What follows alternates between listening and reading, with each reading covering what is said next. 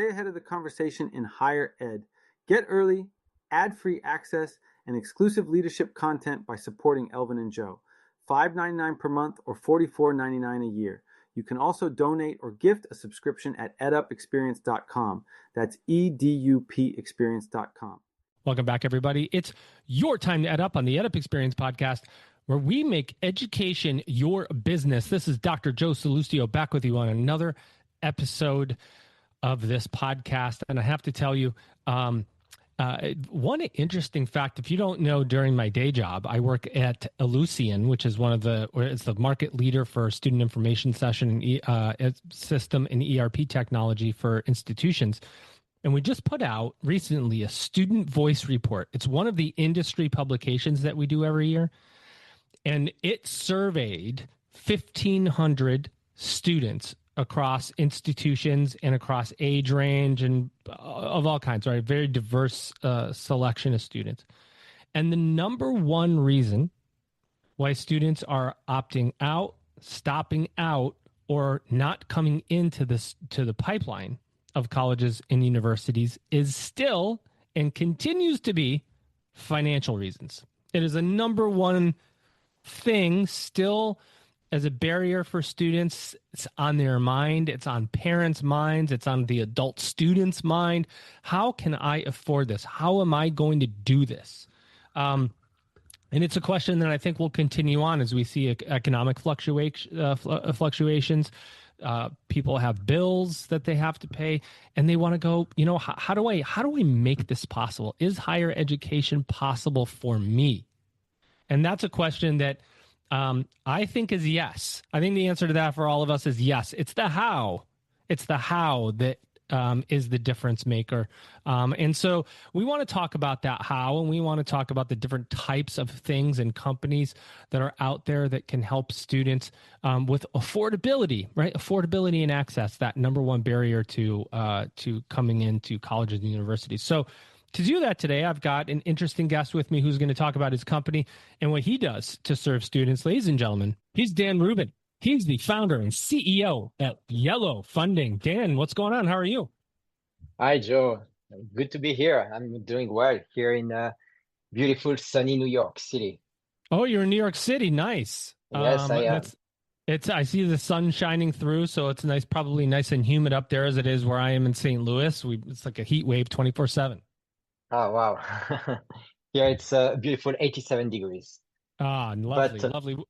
Well, I want you to just jump in for us. Tell us about Yellow, what you do, sure, how you do it, and we'll go from there. Sure. So Yellow, we are a fintech company providing student financing to college students. We finance, the way we look at it is we really finance specific programs in specific colleges. We are really focused on the ROI of the program.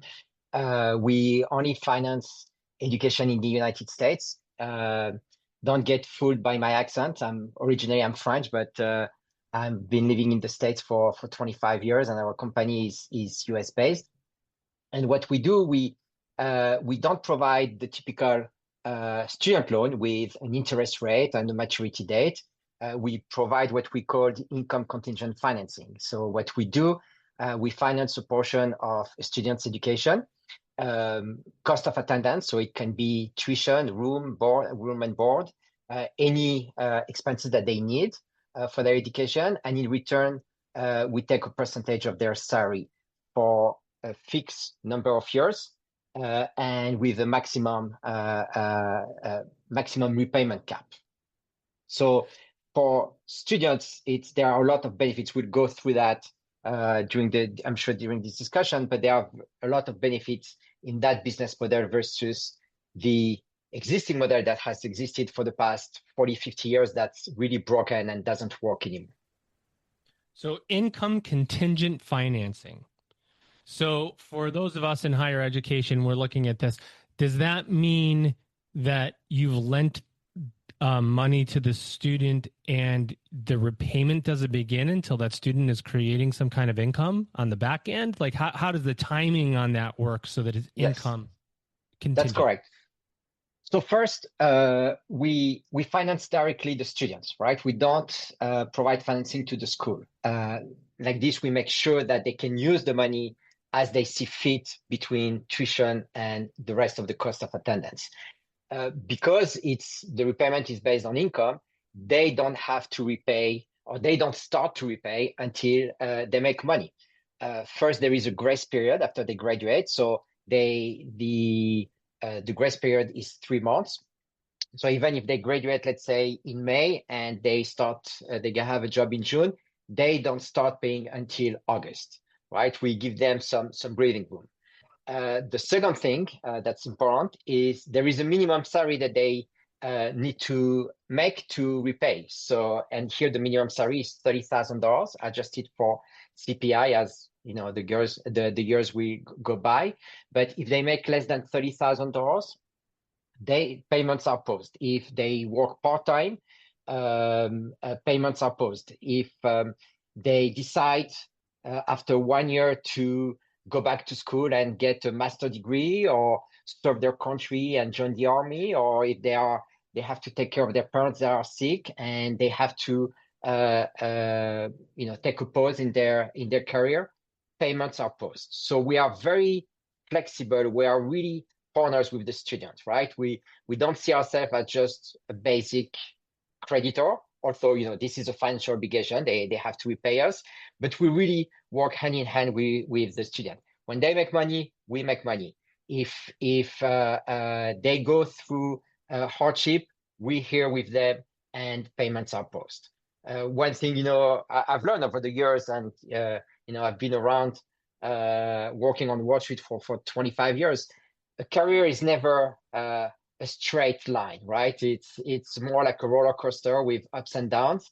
And when there is like where someone is in the growth of their career, we're here with them and we support them. I love the model. I love the support on the back end. So you're taking on a lot of risk, though. Right? You're taking on some serious risk as an organization to say, I believe that the student's going to finish, right? I mean, there's always going to be, what if the student doesn't finish? And if they don't, obviously there's repayment that must begin immediately, I'm sure, or something. But that's risk the federal government takes too, right? With federal student loans, is you give these loans and you're assuming the student's going to get through. And if they don't, they have to repay those loans back eventually. But as a private organization, you're taking a lot of risk. Why are you willing to do that? Take on all that risk up front in the hopes that the student gets that job later? So look, like I said, by background, I've worked on Wall Street and specifically in the credit business. We mitigate the risk that we take. It looks like we're taking a lot of risk, but we've learned how to mitigate it. So first, who do we finance? We, as opposed to the government, and we can talk about why we are in the mess that we are today. We in the student loan industry, this $1.7 trillion that we are in. But yikes!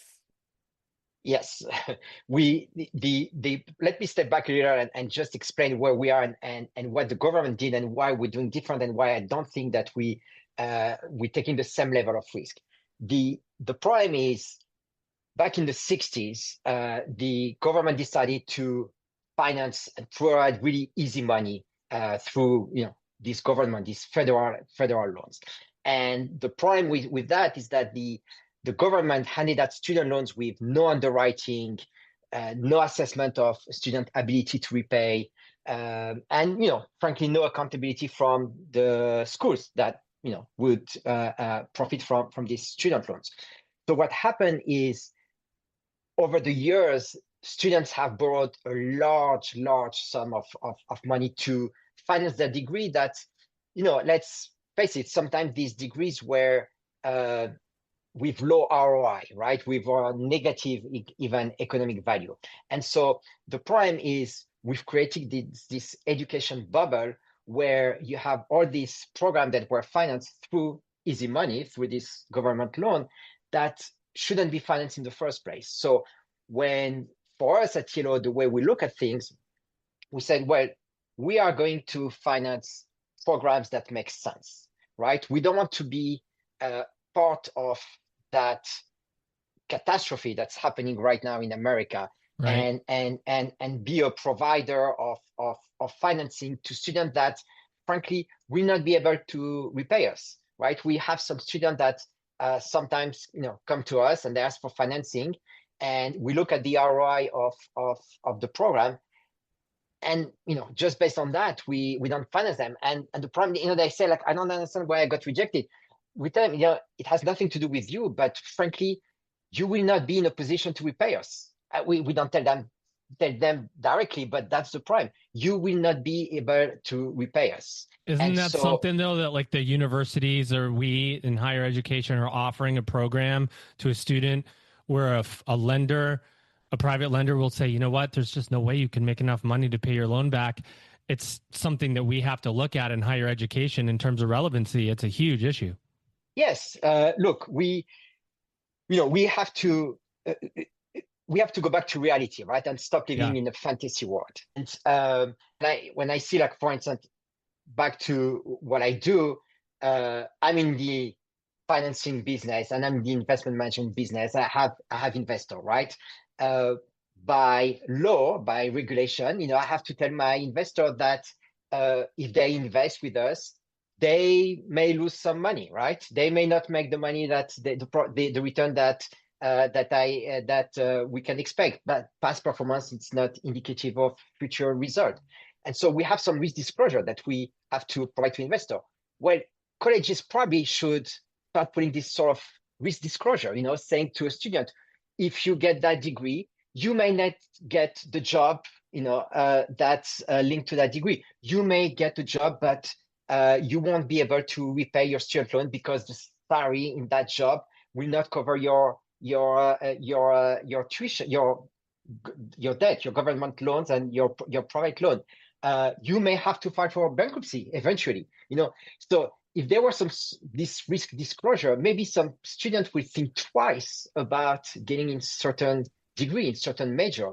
So again, to go back to Yellow, when I started to think about who we will finance and how do we mitigate the risk, at the beginning, my instinct was, very easy. I'm going to take US News, the top 200 colleges in America, and I'm going to finance all of these kids. But then I realized it's a mistake. It's a mistake because you can be very smart and you went to an Ivy League and you have, I don't know, a bachelor in Greek history, or, like whatever you want to call it. But then what you're going to do with it? You're going to work in a museum. You're going to be a teacher. We need teacher. We need all these sort of things. But the problem is you can't have that type of job and in the meantime have $300,000 of student loan. It's not fair for you. You will never be in a position to repay back these loans. So the kids, they're happy. They go, they graduate in this major. They are very optimistic about the future. But then what? Then Surprise. They get a job. Exactly. They got a job, 40K, 45K, 50K a year, pre-tax, but they have $300,000 of student loan. So it doesn't work that way. So what we do at Hilo, we really look at the ROI, the return on investment of major. How much does it cost? What's the potential salary 1 year, 2 year, 3 year, 4 years after graduation? What's the unemployment rate 1 year, 2 year, 3 year, 4 years after graduation? And based on that, we feel confident of who we want to lend to, the major that we want to finance. So really, it's not about the student by themselves, right? I don't care about their socioeconomic background. I don't care where they come from, race, religion, sexual orientation. We don't care about that. And that's the difference with the student loan industry today, right? Is the prime in that industry is that a lot of students, they need cosigners. And you know what? If you don't come from a privileged socioeconomic background, you may not have a cosigner. Your parents may not be able to borrow money, and they don't have a good credit score, and you can't pursue education. So the prime with that current situation, that current industry is in some way it's very discriminatory and it's not equitable. And with the sort of product that we're bringing in the marketplace, we're making things more equitable, where it's not about your socioeconomic background, but it's about what you study and what you want to become. And we're banking on you that you will get there. I like what you're saying. I like what you're saying a lot, because if you think about it, like the way lending has always worked, and I've worked at both for-profit and nonprofit colleges, and there's always this qualification process. By the way, if you've ever had to try to get a student find a cosigner, it's so hard. Especially students that come from a lower economic background that have such a huge upside. Maybe their family refuses to cosign. There's people that think the government's going to come after them if they cosign, like they're going to, there's all these, conspiracy theories. But getting a cosigner, especially for a family that doesn't have a lot of means, is really hard to get somebody to commit to that, a parent. But you look at how difficult it is to go through this process, and by lending to students by major or by area makes so much sense, right? Like if I've got a cybersecurity student and a bachelor's degree, chances are right now that cybersecurity student is going to get a really good job when they get out of college because of the demand of the major. So there's a much less risk me lending money to that student who I know is going to get out there and get a job than what you talked about, Greek writing or Greek literature.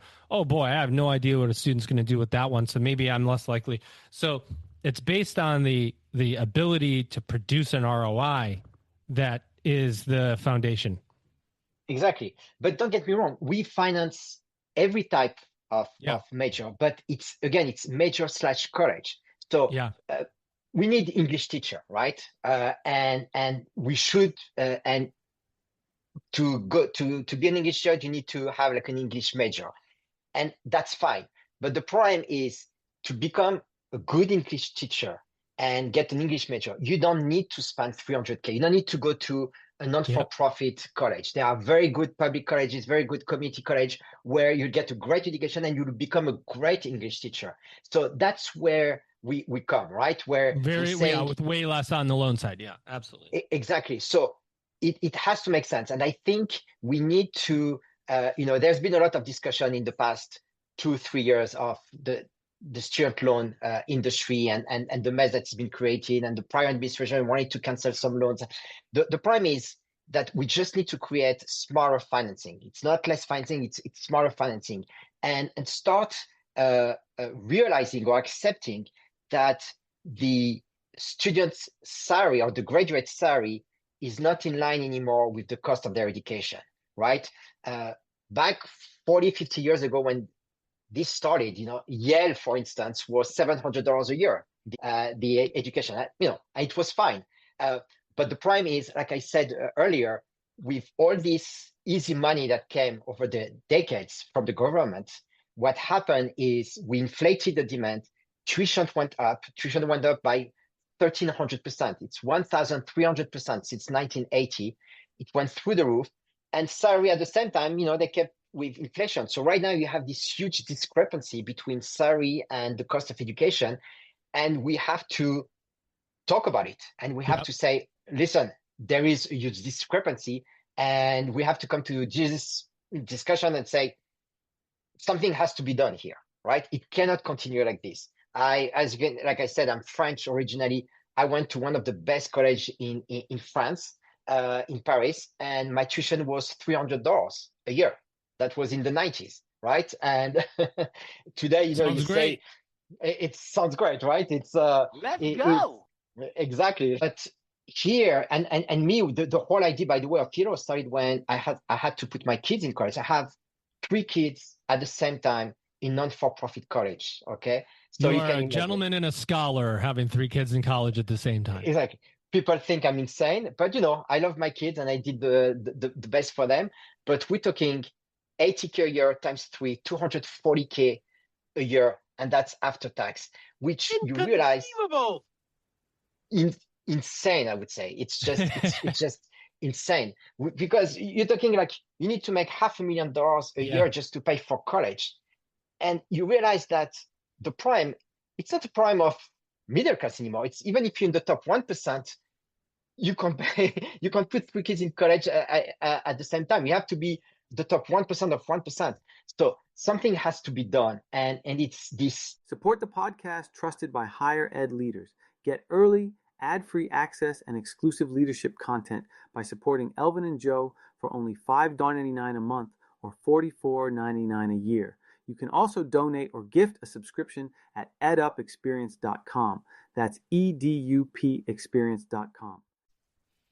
New business model, and that will make things work, where we're going to slowly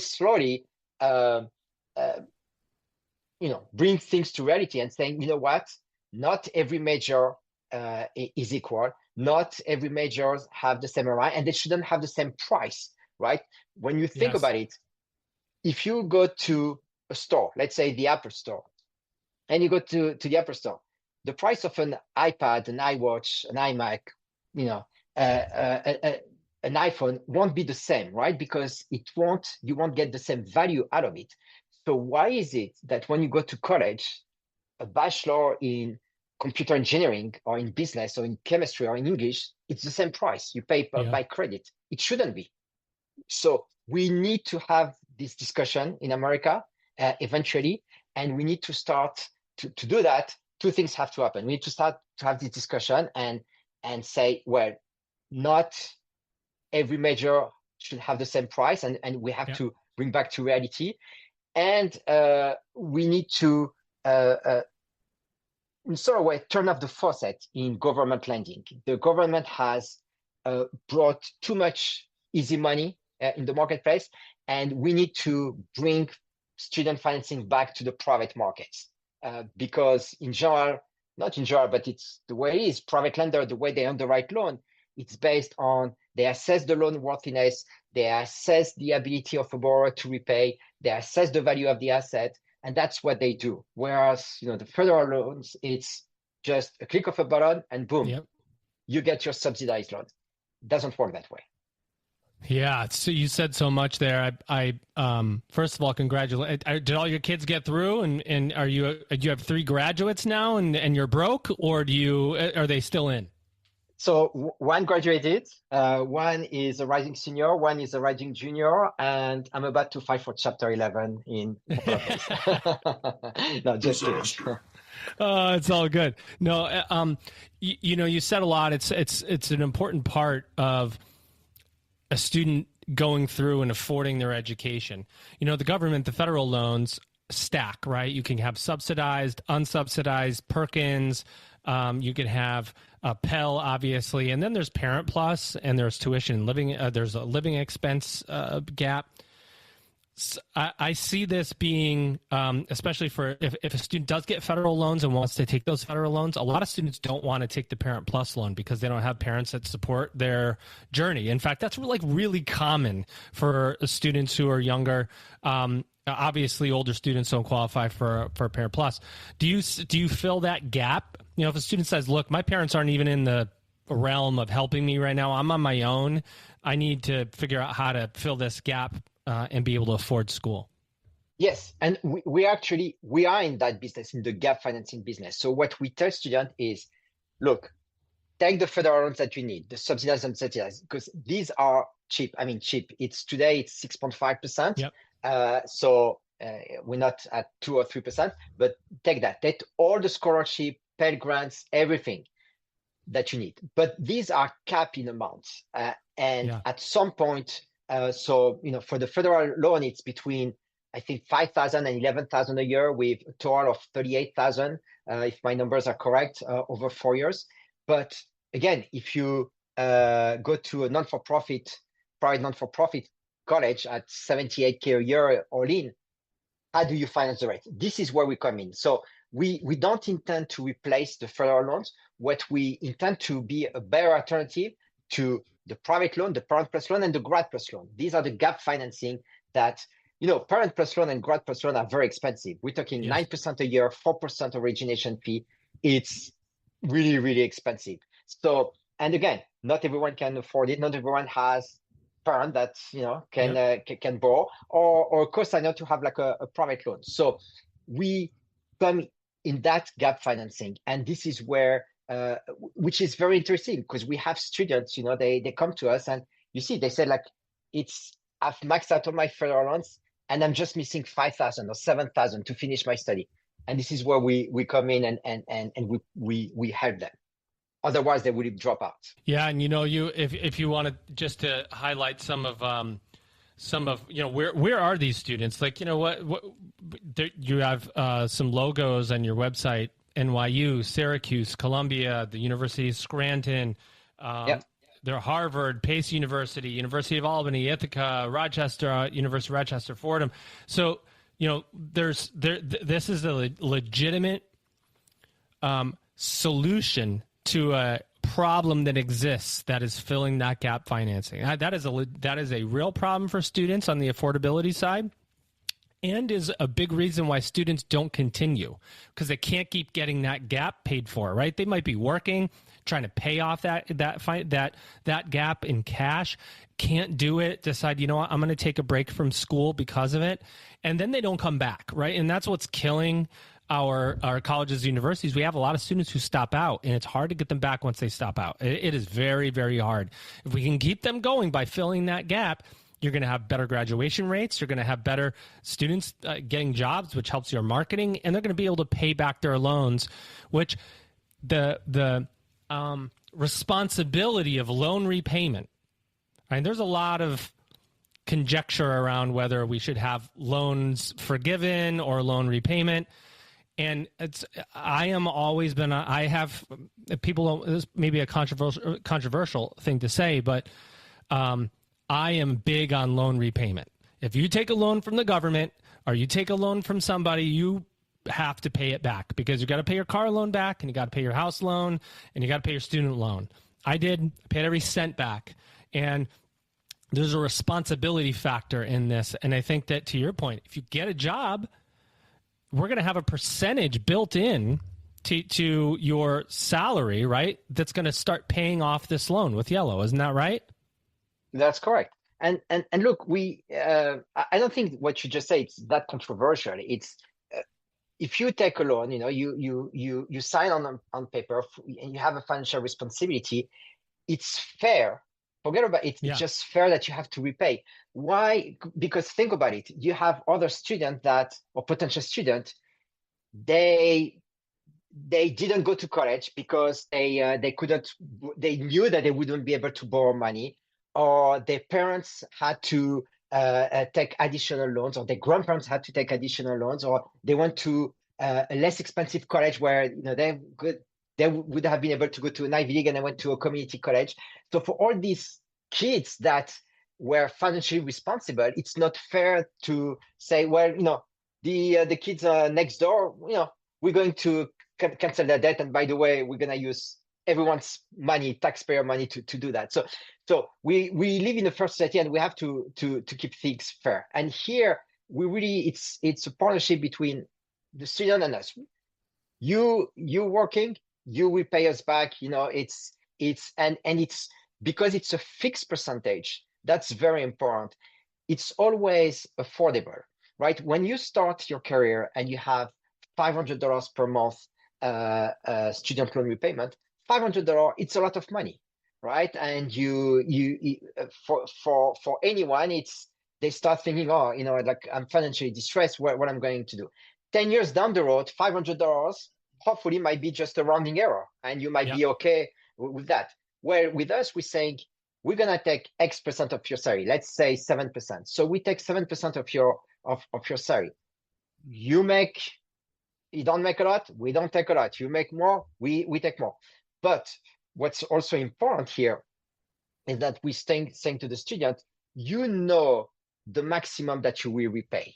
And that's very important, because the problem we have today in this existing industry is you have a lot of people, they pay their student loan, but they don't pay enough, right, to cover the interest. So the balance keep ballooning, and they wake up and they are like in their 50s, and they're like, I don't understand. I've paid $45,000 on my student, and I still have a $45,000 balance when I started with $45K at the beginning. Like, what's going on, right? With us, I think that's called negative amortization. Exactly. It's called negative. I didn't know like how, I didn't want to use like a complex Yeah, it's like, financial term, but it's like why you're why when you're just paying the interest and very little principal, that the AR, the annual recurring interest rate, actually is more than your payment, and therefore you're stretching a 60-month loan off to 90 months or 120 months because you never catch up on the you interest. never catch up. Exactly. And so a lot of people are in that situation, negative amortization. And so it's why, like when you look at the 1.5 trillion of federal student loan outstanding, 20% of it is owed by people over the age of 50.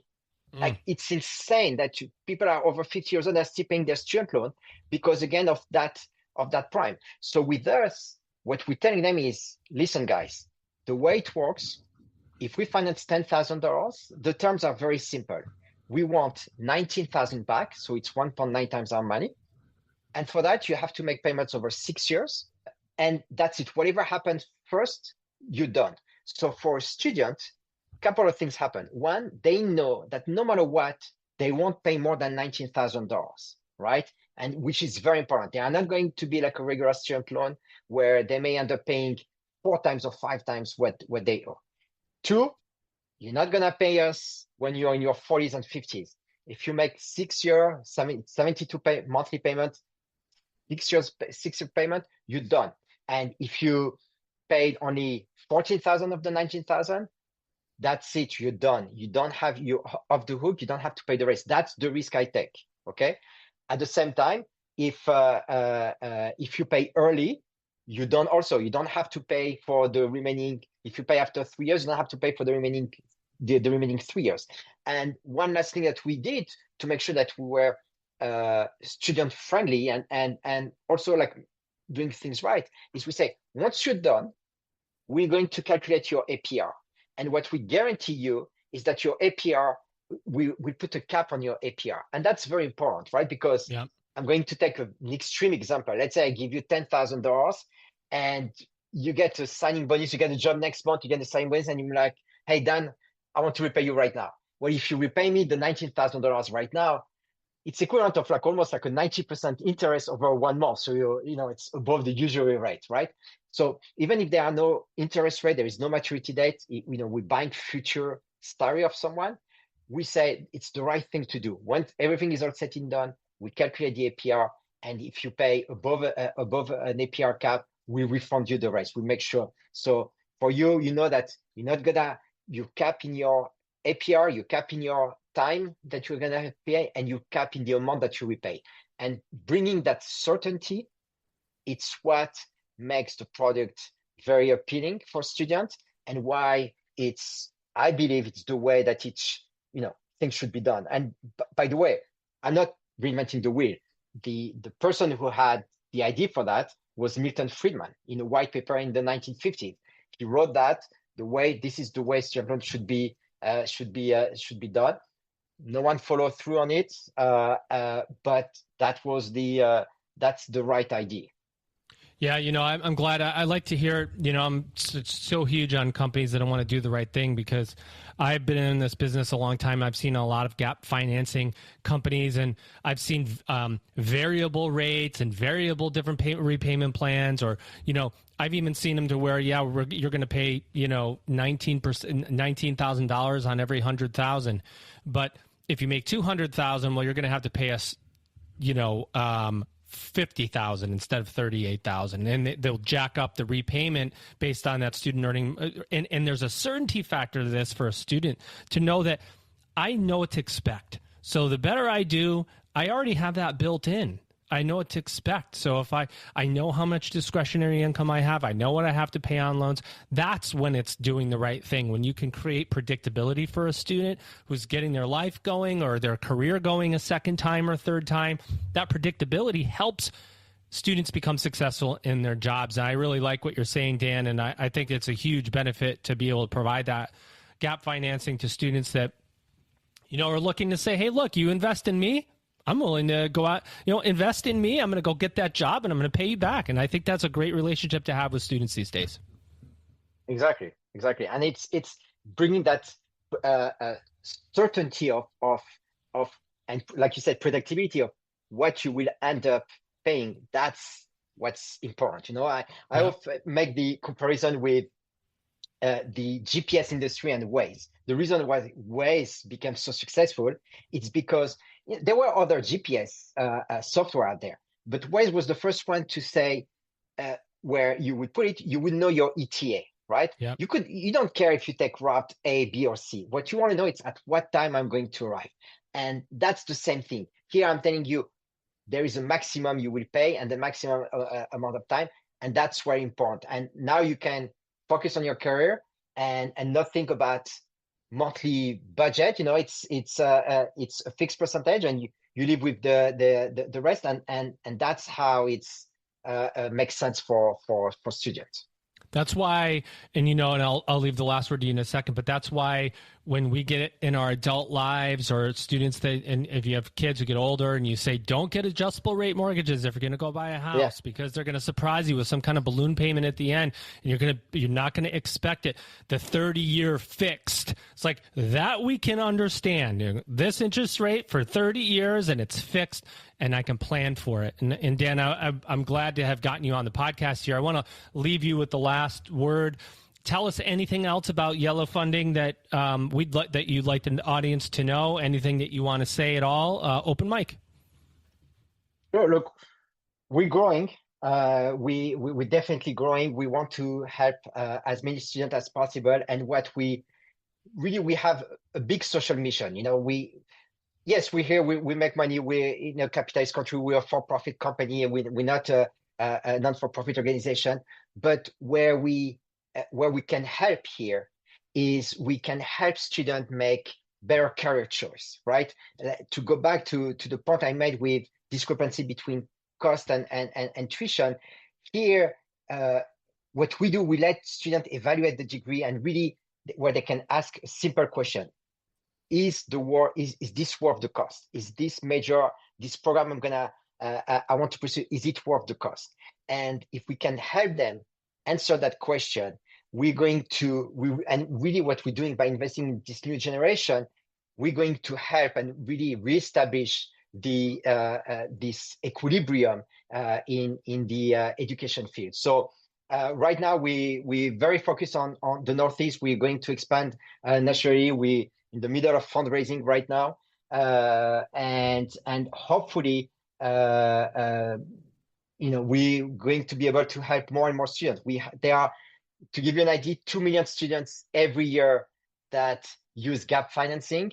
We're talking $40 billion every year of between parent plus loan, grad plus private loan. So this is just the beginning, really just the beginning. Well, I'll tell you, I love it. And as somebody who worked in enrollment and financial aid, overseeing the enrollment process for many, many, many years, the sentence that many of us in the industry will hear one of our recruiters say is something like, the student can't get any more aid, they have a balance, and we have to try to get them third-party financing. So you have to have trusted vendors around you that can fill that gap for students so that your students can move on and persist. And you need a company you can trust who's going to do right by your students. And that's what Yellow Funding is doing. And Dan, it's been a pleasure to have you on the podcast. Thank you very much. Thanks for coming on and telling us about what you do. Everybody can head to Yellow, that's YELO funding.com, yellowfunding.com to find out more about Yellow, including an FAQ that answers all the important questions that you would have if you were a student or somebody that was going to recommend Yellow about how it works. Dan, thanks for being here. Thank you, Joe. Ladies and gentlemen, you've just EdUp'd. If you're finding value in these conversations, consider supporting Elvin and Joe. As a supporter, you'll get early ad-free access, plus exclusive leadership-focused content. It's only $5.99 a month or $44.99 a year. You can also donate or even gift a subscription to a colleague at edupexperience.com. That's edupexperience.com.